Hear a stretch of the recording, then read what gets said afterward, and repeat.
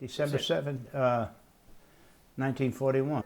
Well, it was a Sunday, I recall, and we were listening to the radio, and all of a sudden, the commentator came in and said the America naval force has just been bombarded in Pearl Harbor in Hawaii.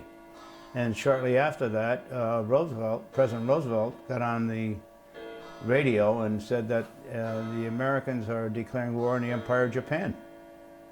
And that was the onset of our involvement in World War II. Prior to that, we were not involved in a war until Pearl Harbor was bombed by the Japanese, who were an ally of the Germans, as you know. And that opened up the Pacific War. Roosevelt, he was thinking of interning the Italian American and the German Americans and the Japanese.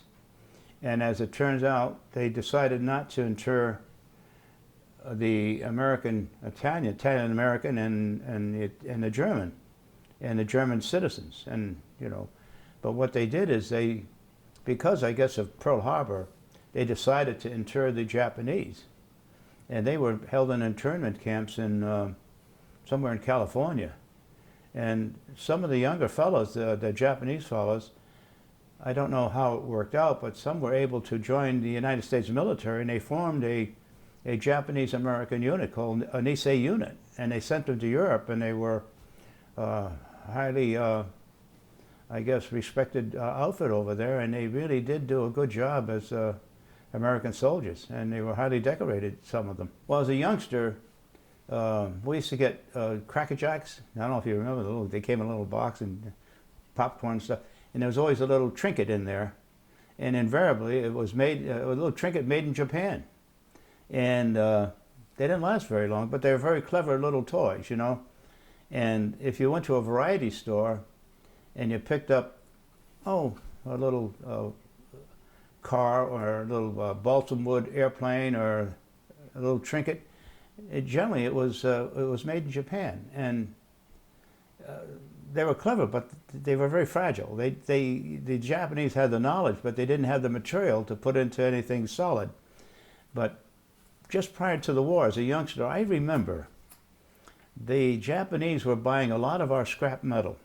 We were sending scrap metal to Japan for as long as I can remember as a toddler, from the time I could actually realize what was going on.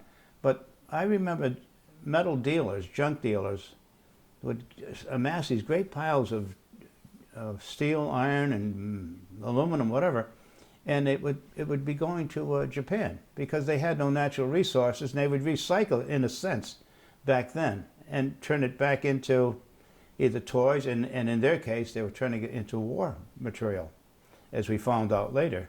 But they had no natural resources, so they bought all our scrap primarily, and then the rumor was, hey, they're sending our scrap back at us as bullets and bombs.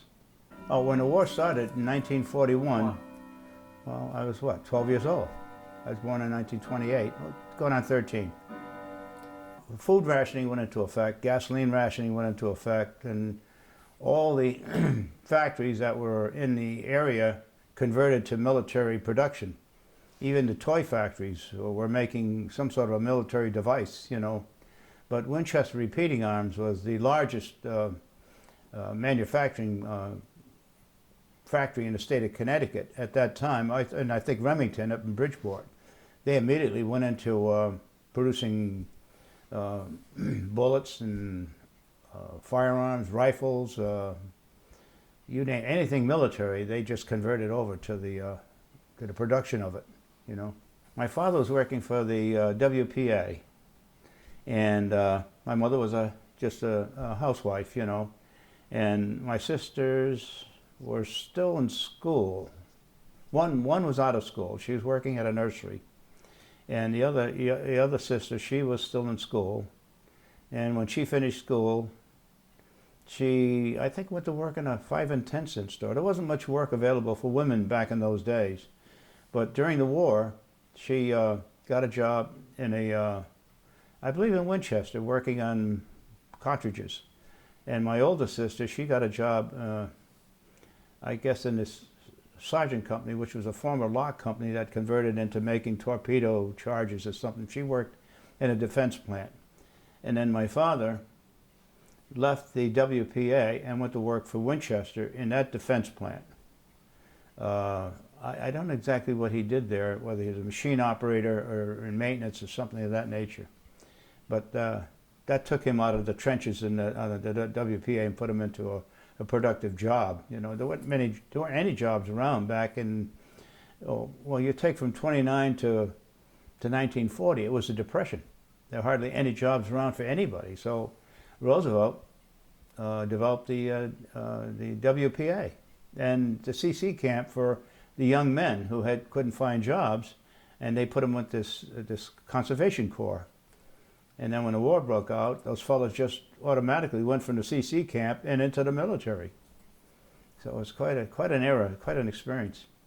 We went from the depression into the war, and then this prosperity. So it turned out after the war, people in our category who were living from paycheck to paycheck had a much better life than we had prior to the war. I had a large family. I came from a family of 9. My older brother James said he was a National Guardsman. He was in the medical corps in the National Guard, and he stayed with the military medical corps throughout. He went into he wrote when he first went over to Europe.